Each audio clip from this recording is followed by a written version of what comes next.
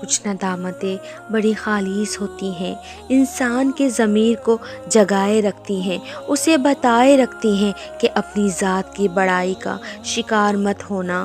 گناہ کے بعد ہونے والی ندامت بھی انمول ہے، کیونکہ حدیث کے مطابق ندامت ہی تو توبہ ہے۔ یہ ندامت ہی تو ہے جو 1000 بار تکبر جیسے بڑے گناہ سے بچا لیتی ہے، بار بار بے بس بنا کر انسان کو رب کے سامنے پیش کرتی ہے۔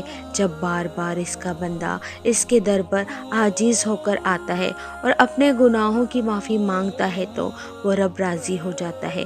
معافی تو پہلے ہی پکار پر مل جاتی ہے، مگر توبہ کے پردے کے پیچھے جو بندے اور اس کے مالک کا تعلق پوشیدہ ہے وہ سب سے قیمتی ہے۔ ایک ہی گناہ پر جب بندہ بار بار آنسو بہاتا ہے تو اس کے آنسو یہ بتاتے ہیں کہ بندہ کمزور ہے، لیکن یہ کمزور بندہ اللہ کو رب العالمین مانتا ہے، اس لیے تو اس کی ناراضگی سے ڈر رہا ہے۔